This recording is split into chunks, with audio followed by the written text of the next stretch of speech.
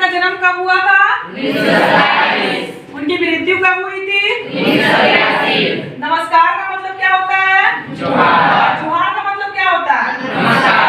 दामिनी का मतलब क्या होता है? बिजली। अच्छा, यहाँ पर जो मेघ है वो किस रूप में आते हैं गांव में? पाहुन का मतलब क्या होता है? मेहमान होता है। मेघ का मतलब क्या होता है? बादल। ठीक है, बादल को इंग्लिश में क्या कहते हैं? क्लाउड। ठीक है, मेघ आए, आए का मतलब आना। ठीक है, और मेघ आए, और इसके जो कवि है वो है सर्वेश्वर दयाल सक्सेना। कौन है? सर्वेश्वर दयाल सक्सेना। 9वीं कक्षा में जो क्वेश्चन पूछे जाते हैं उसमें एमसीक्यू से संबंधित क्वेश्चन पूछे जाते हैं, जहां पर हो सकता है इससे 1 नंबर का क्वेश्चन पूछा जाए कि मेघ आए कविता के कवि का नाम क्या है? सर्वेश्वर दयाल सक्सेना, प्रेमचंद, महादेवी वर्मा, ठीक है, इत्यादि। तो वहां सही ऑप्शन क्या होगा? सर्वेश्वर दयाल सक्सेना। तो इसमें छोटे छोटे जो प्रश्न बनते हैं, तो इसमें यह भी प्रश्न पूछा जा सकता है कि सर्वेश्वर दयाल सक्सेना जी का जन्म कब हुआ था? 1927 में हुआ था। और उनकी मृत्यु कब हुई थी? 1983 में हुई थी। ठीक है, और कुछ कुछ कठिन शब्दार्थ है, जैसे कि दामिनी। दामिनी का मतलब होता है बिजली, और जुहार जो कि झारखंड का शब्द है जिसका मतलब होता है नमस्कार, प्रणाम, आदाब, सत श्री अकाल, जो भी है हर भाषा में अलग होता है। तो जुहार यहाँ पर शब्द का प्रयोग किया गया। और भी बहुत सारे शब्द हैं। तो परीक्षा की तैयारी के लिए जो विशेष रूप से ध्यान देने की आवश्यकता है कि एक जो पाठ है उस पाठ में कितना क्वेश्चन को बना सकते हैं, जैसे कि उन्होंने कौन सी पुस्तक लिखी, उनका जन्म कब हुआ था, उनकी मृत्यु कब हुई थी, और कोई भी कठिन शब्दार्थ या कोई भी शब्द या कोई भी लाइन या किस चैप्टर से लिया गया है, इसका अर्थ क्या है। ठीक है, तो अब हम लोग इसमें जानते हैं कि सर्वेश्वर दयाल सक्सेना जी जो है ये क्या है? कवि है, कवि है ना।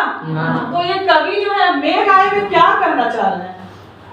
हम लोग जानते हैं जो कवि होते हैं वो कवि के जो मुख्य विषय होते हैं बहुत कुछ हो सकते हैं। किन्हीं का फूल होता है, किन्हीं का भौरा होता है, किन्हीं का तितली होता है, किन्हीं का बादल होता है। ठीक है, तो यहाँ पर बादल के बारे में बोला जा रहा है, जैसे कि हम लोग सूर्यकांत त्रिपाठी निराला जी के बारे में भी पढ़ते हैं, जहाँ सूर्यकांत त्रिपाठी निराला जी का भी मुख्य विषय बादल था। ठीक है, आगे चलकर वो आप लोगों को पढ़ने के लिए मिलेगा कि किस प्रकार से वो बादल से संबंधित रचनाएं करते हैं और बादल के विषय में लिखते हैं। तो यहाँ पर सर्वेश्वर दयाल सक्सेना जी मेघ को एक दामाद के रूप में, एक मेहमान के रूप में यहाँ पर चित्रित किया गया है। ठीक है, बादल को एक मेहमान बताया गया है, जैसे कि कोई मेहमान आता है घर में, बन ठन के, सज सवर के, कुछ बहुत दिन बाद जब कोई मेहमान के आने से घर में जो हर्ष और उल्लास का वातावरण बन जाता है, उसी अनुभव को यहाँ पर दिखाया गया है। एक बादल की तुलना एक पाहुन, पाहुन का मतलब क्या होता है? मेहमान होता है, दामाद होता है। ठीक है, जैसे घर का दामाद, घर का दामाद जी जो होते हैं वो तो मेहमान होते हैं ना, उनका स्वागत और सत्कार किस प्रकार से किया जाता है? बहुत अच्छी तरह से किया जाता है, सबको सत्कार करता है। उसी प्रकार से जब मेघ जब छा जाते हैं आकाश में तो इतना खुशी का वातावरण चारों तरफ वातावरण में हो जाता है। उसी भावना को यहाँ पर अंकित किया गया है, उसी का चित्र प्रस्तुत किया गया है। जब हम लोग इसके एक एक लाइन को पढ़ते हैं तो ऐसा लगता है कि सारी चीजें जो है हमारे आंखों के सामने एकदम हो रहा है। ठीक है, जैसे कि हवा नाचते नाचते जा रही है, जो लता है, लता को नायिका बना दिया गया है, और जो पीपल का पेड़ है उसे बूढ़ा आदमी बना दिया गया है। तो प्रकृति का यहाँ पर मानव के रूप में चित्रण किया गया है, प्रकृति को मानव के रूप में चित्रित किया गया है, मेघ को एक मेहमान के रूप में चित्रित किया गया है। तो अब हम इसको आगे पढ़ेंगे और जितने भी बच्चे हैं अपनी पुस्तक को अपने पास रखेंगे और एक एक लाइन को मिलाएंगे। ठीक है, उसके अर्थ को। मेघ आए बड़े बन ठन के, सवर के, आगे आगे नाचती गाती बयार चली, दरवाजे खिड़कियां खुलने लगी गली गली, पाहुन ज्यों आए हो गांव में शहर के, मेघ आए बड़े बन ठन के सवर के। ठीक है, मेघ आए बड़े बन ठन के सवर के। ठीक है, मेघ को यहाँ पर एक मेहमान के रूप में कवि बताते हैं कि मेघ जो आए हैं बहुत ही बन ठन के, सज धज के, बहुत ही सज सवर करके आए हैं, और आगे आगे आगे आगे क्या जा रही है, नाचती गाती हुई बयार चली। बयार मतलब हवा, ठीक है। हवा जो हम लोग देखते हैं ना कि जब बादल छाने का जो मौसम होता है उसके पहले हवा चलती है, ठीक है, तूफान जैसा लगने लगता है, हवा चलने लगती है और बादल छा जाते हैं। तो आगे आगे नाचती गाती बयार चली, दरवाजे खिड़कियां खुलने लगी गली गली, पाहुन ज्यों आए हो गांव में शहर के। और जितने भी दरवाजे खिड़कियां वो हवा के झोंकों से क्या होता है, खुलने लगती है, ठीक है। तो ऐसा लग रहा है ना कि उस मेहमान को देखने के लिए सारे घर के दरवाजे और सारे घर की खिड़कियां खुल रही है, ठीक है, मेहमान को देखने के लिए। पाहुन ज्यों आए हो गांव में शहर से, ऐसा लगता है कि कोई शहर का कोई मेहमान गांव में आए हुए हैं, ठीक है। पाहुन, पाहुन मतलब, पाहुन का मतलब क्या होता है, मेहमान, ठीक है। पाहुन ज्यों आए हो गांव में शहर के, शहर से कोई मेहमान ऐसा लगता है कि गांव में आए हैं। मेघ आए बड़े बन ठन के सवर के, मेघ बहुत ही सज धज के, बहुत ही सवर के, ऐसा लगता है कि शहर से गांव में आए हैं, ठीक है। अब हम लोग इसके द्वितीय जो पद है उसको देखते हैं। इसमें क्या लिखा हुआ है, पेड़ झुक झांकने लगे गर्दन उचकाए, आंधी चली धूल भागी घाघरा उठाए, बाकी चितवन उठा नदी छिटकी घूंघट सरके, मेघ आए बड़े बन ठन के सवर के। अब नेक्स्ट पैराग्राफ में यहाँ पर बहुत ही सुंदर प्रकृति का वर्णन है कि पेड़ झुक झांकने लगे गर्दन उचकाए। जब मेघ छा जाते हैं, जब हवा चलने लगती है, तो जितने भी पेड़ हैं ऐसा लगता है कि वो झुक गए हैं और गर्दन को उचका रहे हैं। ऐसे जैसे हिलता है ना गर्दन उचकाना, गर्दन को उचकाना, तो हवा के झोंकों से उचक रहा है ना। जब हवा चलती है, जब मेघ छा जाते हैं, तो उस समय पेड़ की डालियां ऊपर नीचे होने लगती हैं, ठीक है। तो ऐसा लग रहा है कि वो गर्दन को उचका कर उस मेहमान को, उस मेघ को देखने के लिए ललायित हो रहे हैं, वो उसे देखने का प्रयास कर रहे हैं।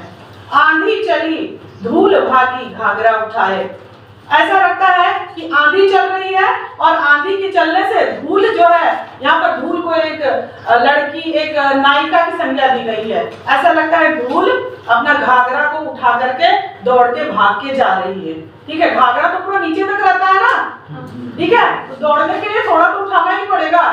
तो ऐसा लगता है कि आंधी के छाने से धूल भाग रही है, अपना घाघरा उठा करके भाग रही है। बाकी चितवन उठा नदी छिटकी घूंघट सरके, ऐसा लगता है कि चारों ओर चितवन, अर्थात जितना भी चितवन यानी वन, ठीक है, वन और जितने भी पेड़ पौधे हैं सभी एकदम से सजग हो गए हैं और नदी ठिठक कर रुक गई है। ठिठकना मतलब रुक जाना, ठिठक करके, ठीक है। नदी ऐसा लगता है कि पूरा स्थिर हो गई है, ठिठक गई है।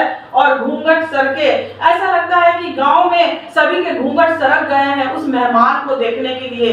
जितने भी पेड़ पौधे की नायिकाएं हैं, ठीक है, उनका घूंघट जो है वो सरक गया है, उठ गया है उनको देखने के लिए। जब गांव के जितने भी दरवाजे हैं, जितनी भी खिड़कियां हैं खुल गई हैं, तो उससे जो नायिकाएं हैं लगता है वो देख रही है किसको, मेघ को, ठीक है। मेघ को मेहमान के रूप में देखने के लिए सबका घूंघट सरक गया है। मेघ आए बड़े बन ठन के सवर के, ऐसा लगता है कि मेघ बहुत ही सज धज के सवर के कहां से आए हैं, शहर से गांव में आए हैं मेहमान बन करके। बूढ़े पीपल ने आगे बढ़कर जुहार की, अब हम थर्ड पैराग्राफ में है। बूढ़े पीपल ने आगे बढ़कर जुहार की, बरस बाद सुधी लीनी, बोली अकुलाई लता ओट हो किवार की, हर्षाया ताल लाया पानी परात भर के, मेघ आए बड़े बन ठन के सवर के। बूढ़े पीपल ने आगे बढ़कर जुहार की। एक पीपल का पेड़ है, ठीक है, जब पीपल के पेड़ जब हवा के झोंकों से जब हिल रहे हैं तो ऐसा लग रहा है वो झुक रहे हैं। तो ऐसा प्रतीत होता है कि वो जुहार कर रहे हैं, वो नमस्कार कर रहे हैं, नमस्ते कर रहे हैं, प्रणाम कर रहे हैं। किसको कर रहे हैं, शहर से जो मेहमान आए हैं, जो मेहमान मेघ है, जो मेहमान बनकर आए हैं, उसको कौन जुहार कर रहे हैं, पीपल के पेड़। यहाँ क्वेश्चन पूछा जा सकता है कि जुहार का मतलब क्या है। जुहार का मतलब क्या है, नमस्कार है।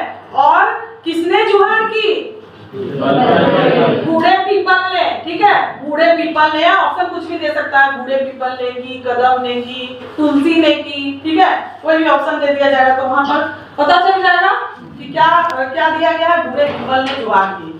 ठीक है। बरस बाद सुधी लीनी, बोली अकुलाई लता ओट हो किवाड़ की। लता रूपी नायिका, लता जो लता रूपी पेड़ होते हैं ना, जो कि ऐसे ही खड़े नहीं रहते हैं, उनको सहारा देना पड़ता है, ठीक है।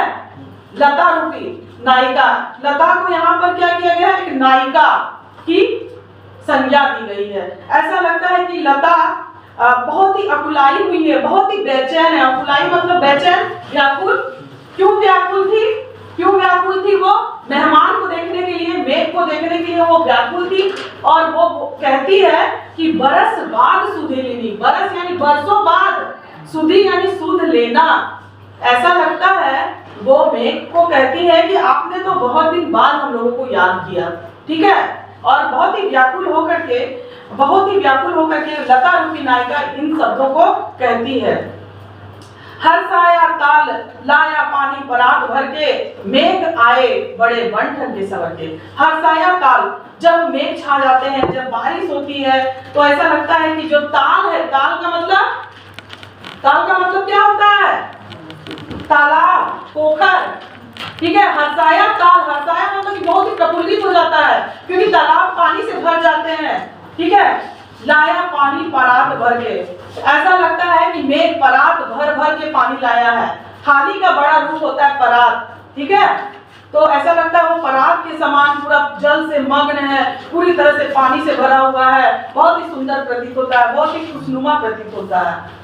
मेघ आए बड़े बन ठन के सवर के, मेघ आए बहुत ही सज धज के, बहुत ही सवर के, ठीक है।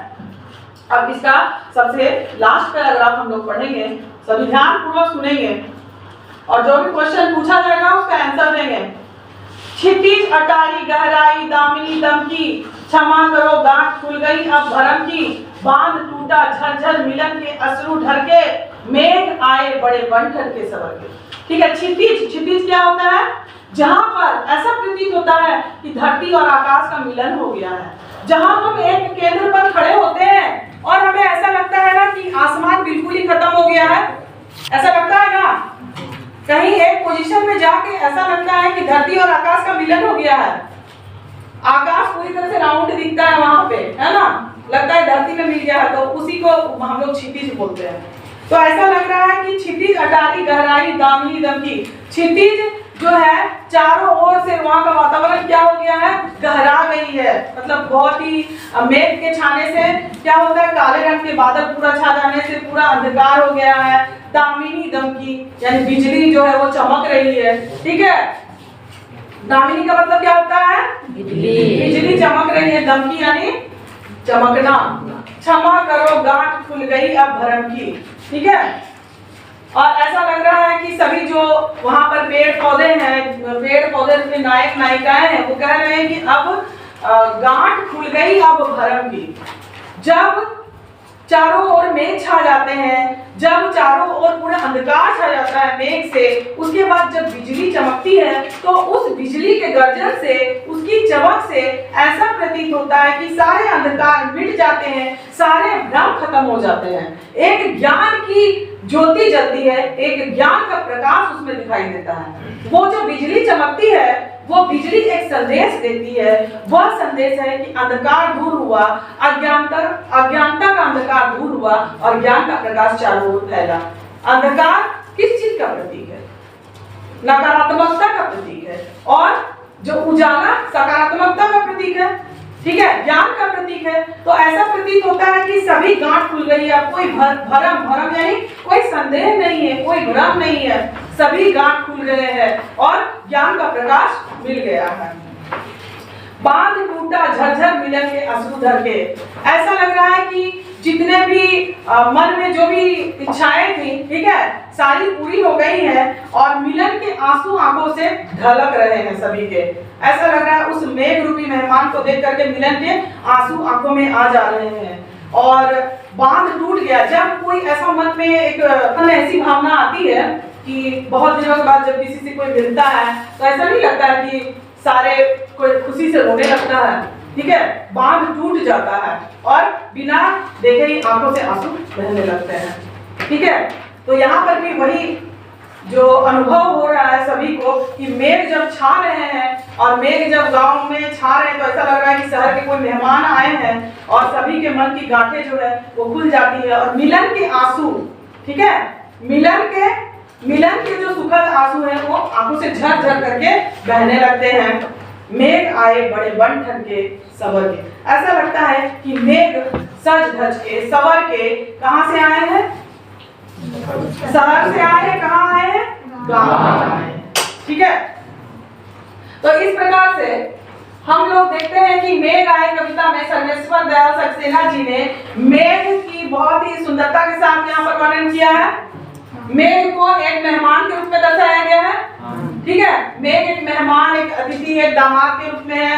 पूरा गांव के जितने भी पेड़ पौधे हैं सभी उनका स्वागत कर रहे हैं, उनको नमस्कार कर रहे हैं, मिलन के आंसू बह रहे हैं और गांव की बहुत ही सुंदरता का यहाँ पर सहज चित्रण प्रस्तुत किया गया है और मुख्य केंद्र में यहाँ पर मेघ है।